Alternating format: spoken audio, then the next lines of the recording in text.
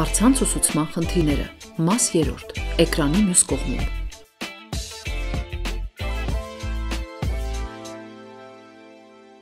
Ես կրթության փորձագետ Աննա Գևորգյանն եմ։ Զրուցելու ենք այն մասին, թե ինչպես ապահովել ուսուցիչների հուզական բարեկեցությանը նպաստող միջավայր դպրոցներում։ Իմ զրուցակիցներն են հոգեբան փորձագետ Անի Վարդանյանը եւ Երևանի թիվ 181 հիմնական դպրոցի հոգեբան Մերի Թաշչյանը։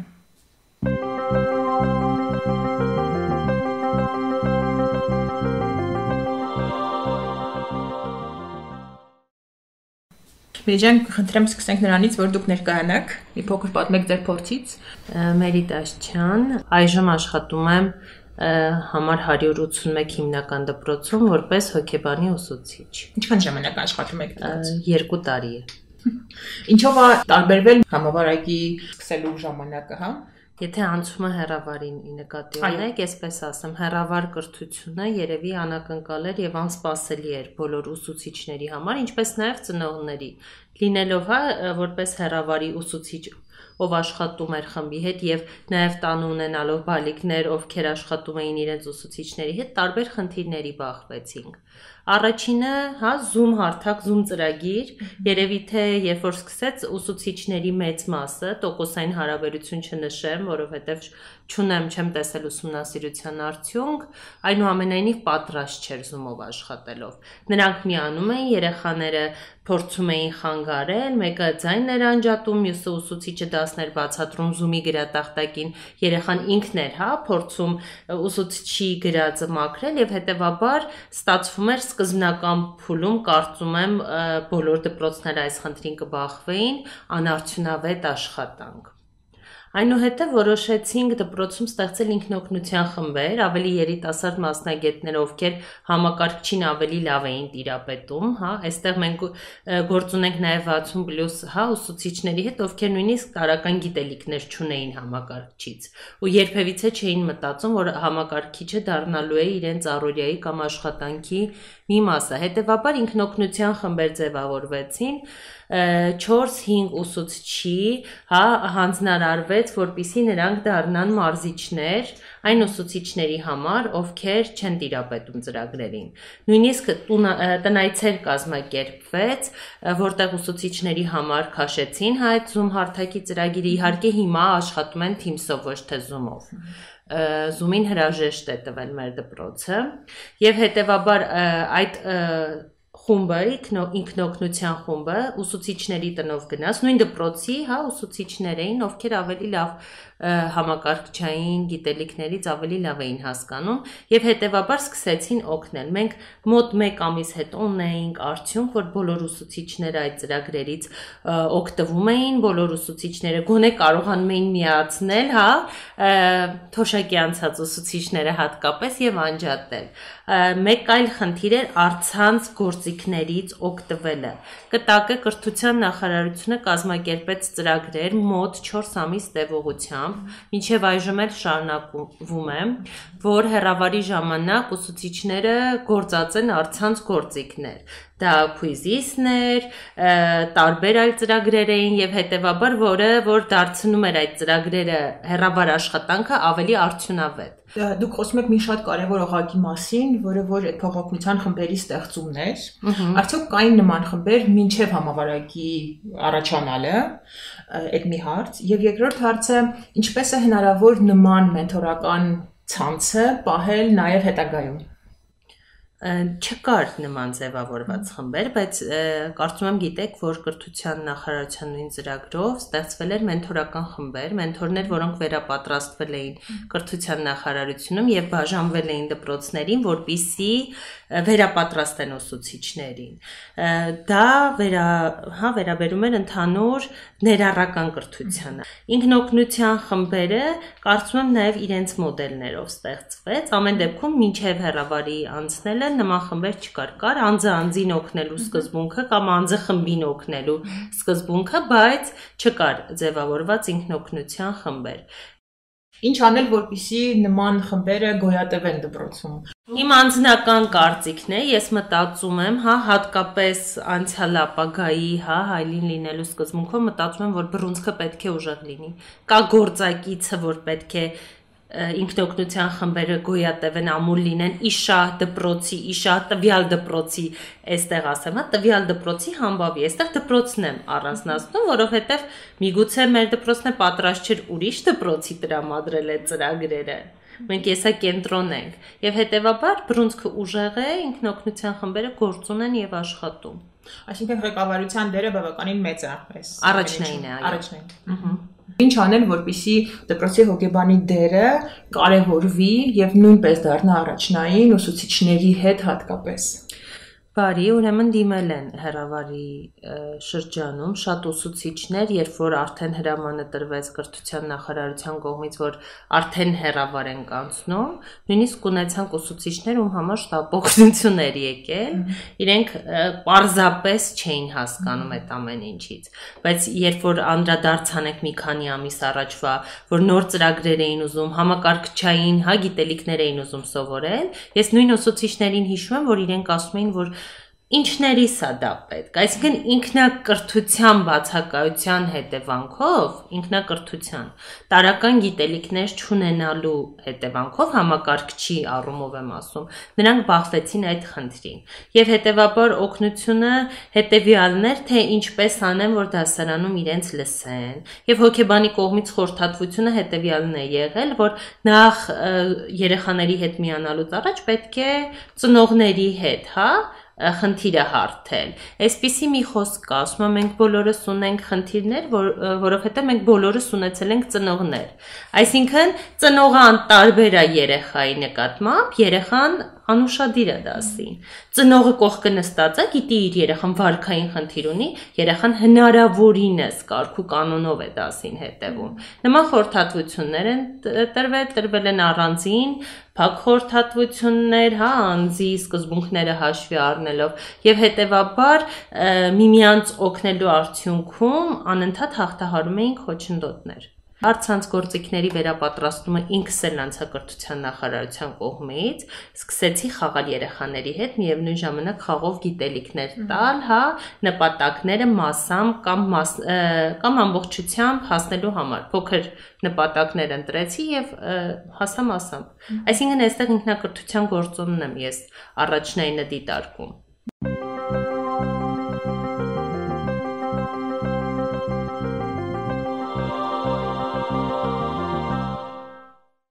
Անի կուզեմ հարցնել, ովքեր կարող են աջակցել ուսուցիչներին այդ ներքին ռեսուրսները գիտակցելու եւ դրանց ուղղությամբ որևիցե գործունեություն իրականացնելու համար։ Իհարկե, այստեղ պետք է շատ նրբանկատ գտնվել հատկապես այն առումով, որ ցանկացած աջակցություն ստանալու համար անձը ինքը պիտի զգա եւ գիտակցի, որ ինքը դրա կարիքը ունի։ Նույնիսկ ամենալավ մասնագետը, ամենադրական հմտություններ ուսուցանող մասնագետը չի կարող ոչինչ սովորեցնել, եթե անձը չի ուզում սովորել, եթե անձը չի տեսնում այդ խնդիրը իր մեջ, եւ այստեղ մենք կարող ենք ունենալ շատ կարծր բացասական որակների տևական տարիների տևողություն ունեցող դրսևորում եւ այդպես էլ ոչինչ չփոխվի անձի մակարդակով, համակարգի մակարդակով եւ մի ամբողջ համակարգ մնա այդ խնդրի մեջ։ Իսկ ուզելու դեպքում ընտրությունը կարծում եմ բավականին լայն է, ինչ որ առումով, որովհետև այստեղ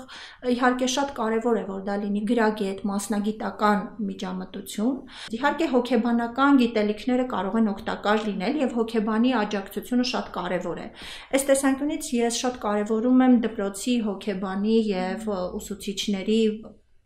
աշխատանքային արդյունավետ համագործակցությունը, որտեղ շատ մեծ դեր ու նշանակություն կարող է ունենալ սկսած առօրյա խնդիրների քննարկումից ավարտած շատ ավելի գլոբալ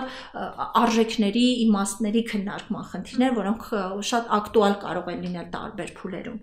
Բայց այստեղ շատ կարևոր առանցքային մի խնդիր կա։ Ուսուցիչը պետք է վստահի այն մասնագետին, ումից որ աջակցություն է ստանում, կապ չունի ով է այդ մասնագետը։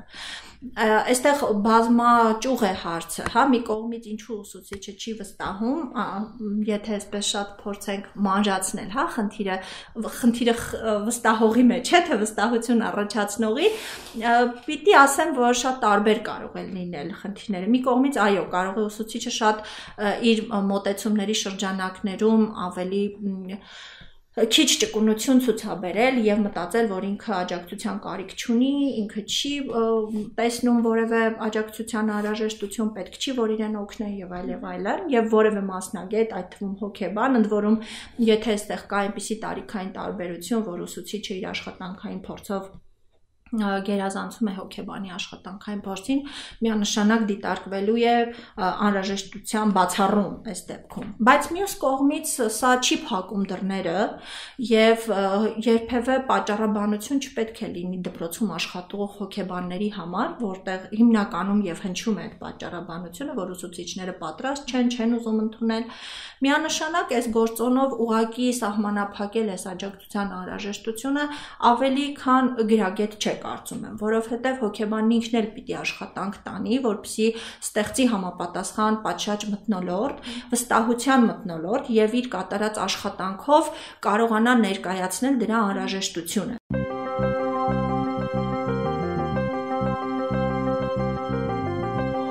Մեզ միացել է Տաթև կրթահամալիրի տնօրեն Օֆելիա Պետրոսյանը։ Բարև ձեզ, Տիկին Պետրոսյան, իմ անունը Աննա է։ Շատ հաճելի է։ Ինչ դեր ունի դպրոցական համայնքը ուսուցիչների հուզական բարեկեցությունը կայուն պահելու համար։ Բարի, մենք համարում ենք, որ սա թիմային աշխատանք է եւ ցանկացած ուսուցչի ձախողում դա բոլորի ձախողումն է եւ ամբողջ դպրոցի ձախողումն է։ Դրա համար մենք պարզապես կողքից ես բոլոր ուսուցիչները, մեթոդ միավորումները, ամբողջ աշխատակազմը այսպես ուղղակի նեյտրալ դիրքորոշում չունենք, կողքից չենք նայում, թե ուսուցիչը ինչպես կձախողվի, սպասենք, որ ինչ-որ մի բան չկարողանա իրականացնել եւ այլն։ Անմիջապես վայրկյան իսկ անց ուրեմն օգնության ձեռք ենք մեկնում,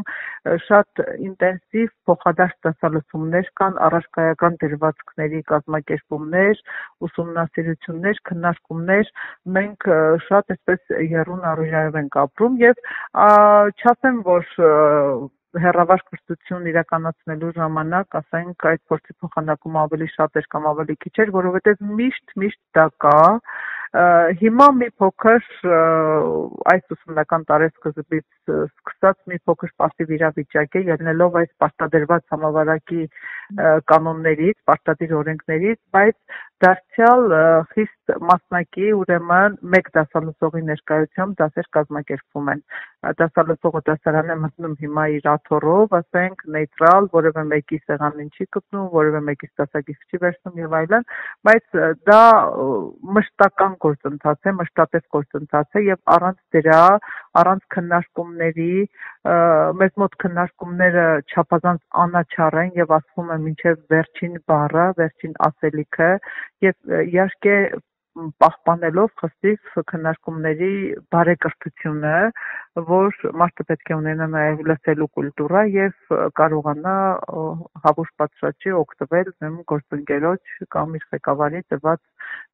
առաջարկություններից ներկայացրած կամ գնահատականներից։ Դուք մի շատ կարևոր գործոնի մասին եք խոսում, որը որ համագործակցության կամ համագործակցային մշակույթի մասին է երևի թե վկայում, որ ստեղծում եք մի այսպես ուսուցչանոց, հա, որտեղ որ ուսուցիչները կարողանում են եւ իրանց փորձով կիսվել եւ արտահայտել իրանց կարծիքները։ Ես մի այսպիսի հարցին եմ ուզում անդրադառնալ։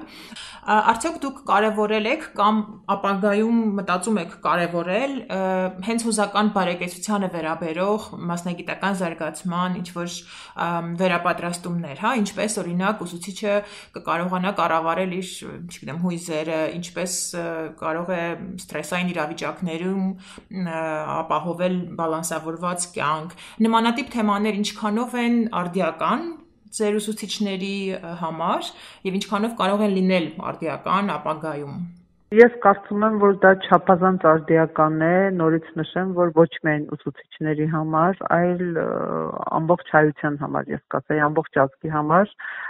կապ չունի արտերկրում է բնակվում, թե հիմա մեր Հայաստանի Հանրապետությունում է, որովհետև մենք պետք է կարողանանք մեր հուզակամային դաշտը կարգավորել, կառավարել եւ շատ հաճախ օրվա թեկուզ ինչ-որ մի վատ լուրով կամ ասենք ինչ-որ մի խնդրով պայմանավորված հնարավոր է որ ինքնատիրապետումը մարդիկ կորցնեն։ Չափազանց շատ եմ կարևորում եւ քանի որ երեխաների նաեւ այդ հուզական դաշտը, երեխաների տրամադրությունը, երեխայի հայացքը, կյանքը պայմանավորված է նաև մեծապես ուսուցչի ուրեմն դիրքորոշմամբ, ուսուցչի կերպարով եւ ուսուցիչը պետք է հանգիստ լինի, ուսուցիչը պետք է հանդարտ լինի, ուսուցիչը պետք է ժպտա, ուսուցիչը պետք է բարի տրամադրված լինի, այսինքն ստրեսից զերծ լինի, որ կարողանա ուրեմն այդ նույն ոգով կամ նույն այսպես աուրան ստեղծի շուրջը ի նպաստ երեխաների։ Դա շատ կարևոր է։ Շատ լավ։ Վերջին հարցը ունեմ։